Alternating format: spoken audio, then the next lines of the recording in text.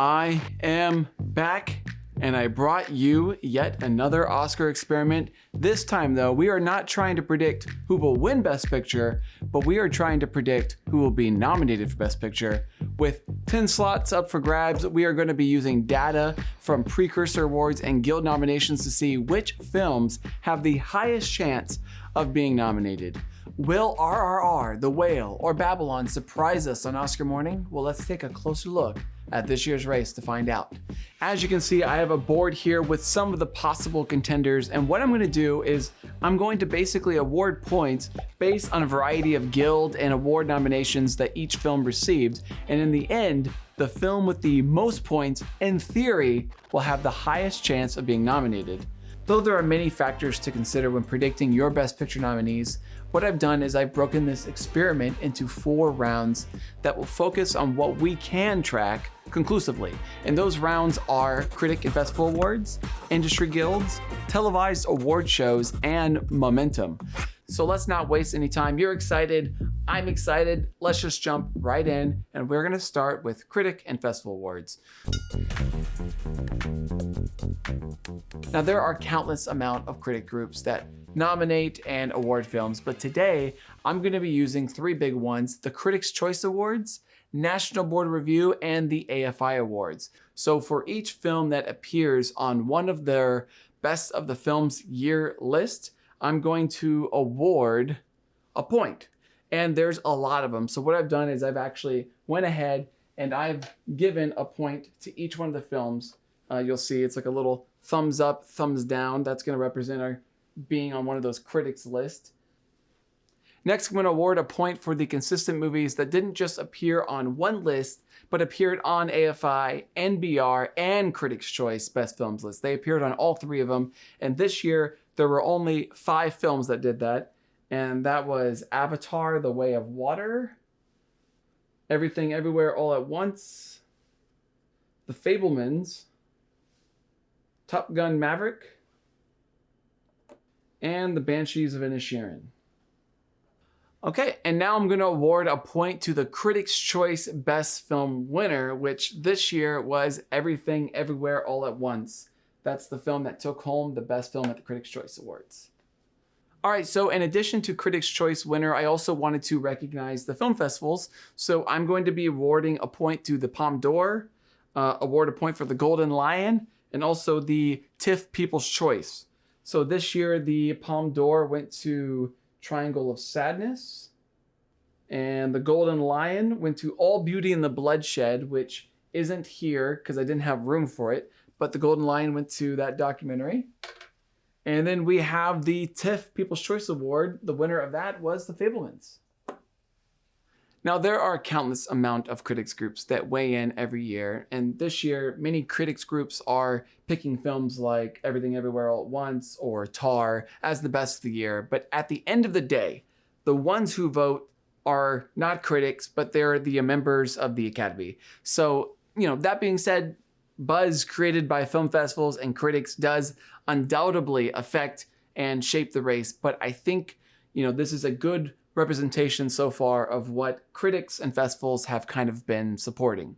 All right, moving on to round 2, and that's the industry guilds. Not only do the winners of particular guilds carry a lot of weight, it's also really good insight to see which films the industry is taking a liking to. So kicking off round 2 is the Producers Guild of America. So dating back to 2009, from my calculations, about 89.6%, which is around almost 90% of the Best Picture nominees also received a PGA nomination. Of recent years, sometimes all the Best Picture nominees are nominated at PGA. Sometimes 1 or 2 will miss here and there. Either way, it's a really strong indicator. So for each film nominated for PGA, I'm going to award it a point. Now, there are 10 films nominated for PGA this year, and those films are Avatar, The Way of Water, Elvis, The Fabelmans, Tar, Top Gun Maverick, Black Panther, Wakanda Forever, The Banshees of Inisherin, Everything Everywhere All at Once, Glass Onion, A Knives Out Mystery, and The Whale. The Whale managed to get that PGA nomination. Along with PGA, the Directors Guild of America has also an incredible track record in correlation with Best Picture. So since 2009, every film nominated at DGA went on to receive a Best Picture nomination, with exception to one time in 2011 when David Fincher was actually nominated for DGA but did not go on to be nominated for Best Picture. So it's still an incredibly strong correlation. So I'm going to reward a DGA point to every film that was nominated for DGA, and that was Steven Spielberg for The Fabelmans, Todd Field for Tar, Joseph Kosinski for Top Gun, the Daniels for Everything Everywhere All at Once, and we have Martin McDonagh for The Banshees of Inisherin. So what's stronger than having a PGA nomination or a DGA nomination is having both. So if you get both, you're almost guaranteed a spot in the Best Picture nomination lineup and are actually typically our front runners. So what I'm going to do is I'm going to award a DGA PGA combo point for the films that received both PGA and DGA. And this year it was every film that was nominated for DGA received a PGA nomination as well. So I'm going to go ahead and give a point to The Fabelmans, Tar, Top Gun Maverick, The Banshees of Inisherin, and Everything Everywhere All at Once. All right, now we're going to move on to the actors. The largest branch of the Academy is actually made up of actors, which is I think about 15 or 16% of the Academy membership. So we don't know exactly what these actors in the Academy feel. The closest indicator we have is the Screen Actors Guild. So what we're going to do is we're going to award a point for every film that received a SAG Ensemble nomination. And this year there were 5 of them. The Fabelmans received one. The Banshees of Inisherin. Everything Everywhere All at Once. Women Talking. And Babylon. Okay, before we move on, let's see which films are currently in the lead. We have The Fabelmans and Everything Everywhere All at Once, both tied with 7 points, followed by The Banshees of Inisherin with 6 points.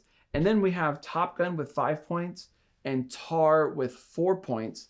Avatar, The Way of Water with 3, Elvis, Women Talking, Babylon, and Glass Onion all with 2. So far, I think this is a good representation of what critics think and how major branches of the industry are feeling. Another important element of the Oscar race are televised award shows.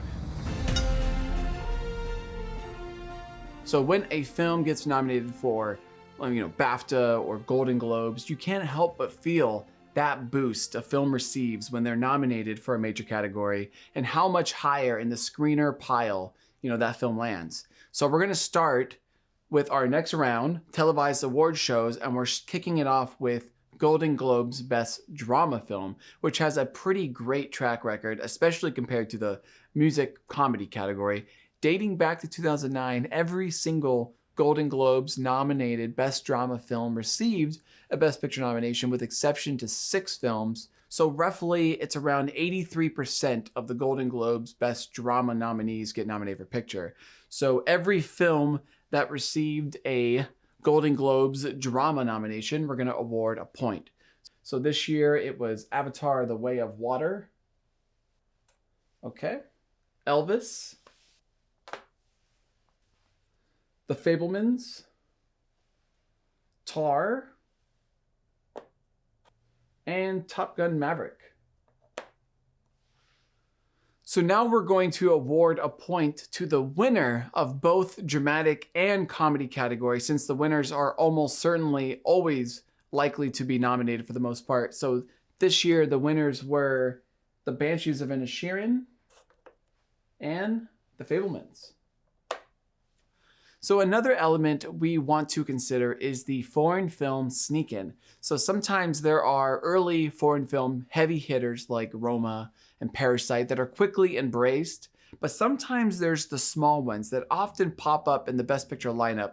Like last year, for example, we had Drive My Car that didn't show up at places like, PGA or SAG or DGA, but were consistently winning that foreign film category and built, enough momentum, earning a Best Picture spot. So another example would be like Amore in 2012, right?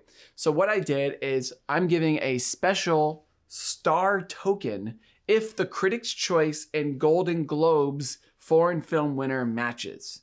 I guess you can call it like a token with special powers, right? It holds a lot of weight because often if there's a consensus best foreign language film winner that is in the conversation for other major awards like screenplay and director, that film often sneaks into the Best Picture lineup. So I thought this year All Quiet on the Western Front would be that film. However, Golden Globes and Critics' Choice split, with Golden Globes giving it to Argentina in 1985 and Critics' Choice going for RRR. So the Golden Star will not be awarded this year because they did not match. So now we are going to move on to the BAFTAs, another major award show, the British Academy Awards. Though the membership does tend to favor films from the UK, the award show nominations are often released right before the Academy Award nominations. And often you can get an idea of which direction, the wind is blowing and where some of that support with international voters land as well. So when it comes to the best film category, every film nominated at Best Film and BAFTA since 2009 has also been nominated for Best Picture, with exception of 3 films. So it's about a 95% crossover rate since 2009. So the nominations for BAFTA Best Film, which was released this very morning, were All Quiet on the Western Front finally showing up. And then we got The Banshees of Inisherin, Elvis, Everything Everywhere All at Once, and Tar.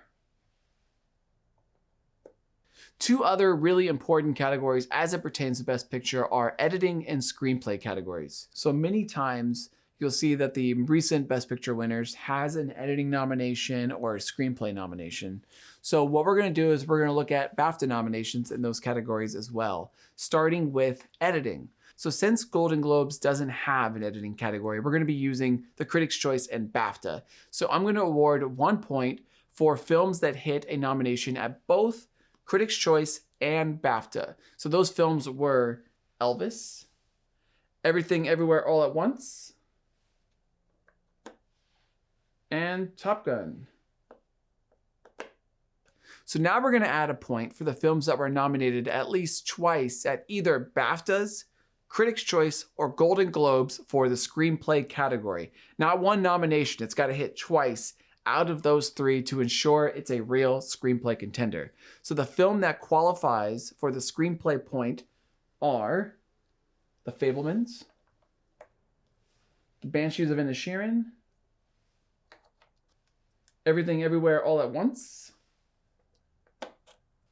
Women Talking, Tar, The Whale, She Said, and Living, which I didn't have room to put on the board, but Living has its first point, and I'll put it right there. Okay, so now we're down to our last round, and I call this round Momentum. So if you look at some of the Best Picture nominations of recent years, the majority are recognized often in the acting categories as well. So when a particular actor is seen on stage winning multiple times at award shows, it often creates a surge behind that film and raises that film's visibility. And I think we've seen that in films like, for example, The Blind Side, right? Where it didn't do incredibly well with precursors or critics, but when Sandra Bullock won Best Actress at Globes, tied at Critics' Choice, then won at SAG, it rose that film's visibility incredibly, which could have contributed to the reason why The Blind Side ended up being nominated for Best Picture. And again, the actors are the largest branch of the Academy. So what I did is I added a final point for the films that won an acting category at Critics' Choice and Globes. And since SAG isn't announced the winner or anything yet, they have to be at least nominated for SAG. So they have to be kind of on a winning streak in the acting categories. Now, Brendan Fraser won Critics, Austin Butler won Globes Drama, but the 3 films that have consistently been winning those acting awards in their respective categories and qualify for the point are Ke Huy Quan for Everything Everywhere All at Once, Angela Bassett for Black Panther, and Cate Blanchett for Tar. Okay, so those are all the points, but let's take stock of what we're looking at here. So like last year, there's going to be 10 nominations for Best Picture, okay? 10 slots are available. So leading is The Fabelmans, Everything Everywhere All at Once, The Banshees of Inisherin, Tar, Top Gun Maverick. So those films right there, I think we can assume are safely in. You know, they have support amongst critics, guilds, and have been showing up consistently at award shows. So it would be a shocker if those were to miss. So next, after that, we have Elvis and Avatar, The Way of Water. So I think we can assume that even though it has less points, that's most likely our 6 and 7 slots. So that leaves us with 3 slots. And this is where it gets very tricky because Women Talking, though it missed out on some SAG nominations like Claire Foy and Jessie Buckley, didn't get a PGA nomination, no DGA, didn't even make the long list at BAFTA. What it does have going for it is it consistently showed up in the Best Adapted Screenplay category and won that category at Critics' Choice. And actually 11 out of the last 13 winners in that category at Critics' Choice also received the Best Picture nomination. If you look at each one of our groups, it has a little bit of critic support, it has some actor support, and it's consistently showing up in screenplay. So I'm hesitantly and very afraid, but I'm putting it at number 8. So that leaves us with 2 spots left. And the next 5 films are tied with 2 points, which are The Whale, though missing critical support from AFI and NBR, it's recently on the upswing, hitting PGA and 2 SAG nominations. We have Glass Onion, recently nominated for Best Film at the Critics' Choice, did hit PGA, but surprisingly shut out at SAG. And then we got Babylon, which despite poor reviews and box office results, missed PGA, but managed to get a Critics' Choice Best Film nomination and a SAG Ensemble nomination. She Said, which had a very poor box office performance, missed PGA as well, didn't even get a Critics' Choice for Best Film, but did hit Adapted Screenplay at Critics and at BAFTAs today. So, and finally, we have Black Panther, Wakanda Forever, missed critics, but did really well, and it's kind of on an upswing right now, recently scoring PGA and Angela Bassett coming through as a strong frontrunner for that supporting category. And another film I want to talk about, which I think is a huge dark horse, All Quiet on the Western Front, received 1 point, but it's a big one, all right? It's BAFTA, and it received, several appearances on the Oscar shortlist in many craft categories like sound and visual effects, score, and makeup. And it also was the BAFTA nomination leader, scoring 14 nominations, more nominations than any other film. So for this experiment, in the event of a tie, I created a tiebreaker round, which helps place the order of those films that receive the same amount of points. And how that works is we basically go through a bunch of several other factors and award additional points, such as, making sure it has the PGA nomination, late breaking release date, BAFTA nomination total, critic score, SAG nominations, and so on. And if you're interested, I can cover this more in detail in a future video, or I can just tell you in the comment section down below how that tiebreaker round all works. But after the tiebreaker round, The Whale and Babylon emerged as the films that came next, followed by Black Panther Wakanda. So if we were looking and trusting in just this experiment is telling us that the 10 films nominated for Best Picture will be The Fabelmans, Everything Everywhere All at Once, The Banshees of Inisherin, Top Gun Maverick, Tar, Elvis, Avatar: The Way of Water, Women Talking, The Whale, and Babylon. So that is what this formula is telling us our Best Picture nominations will be. But that being said, this formula is new. And we're looking back at every year dating back to 2009 and putting this formula into those years. It was pretty accurate, but it wasn't 100%. But you know what? Why talk about it? Let me just show you how that formula played out in every single year dating back to 2009.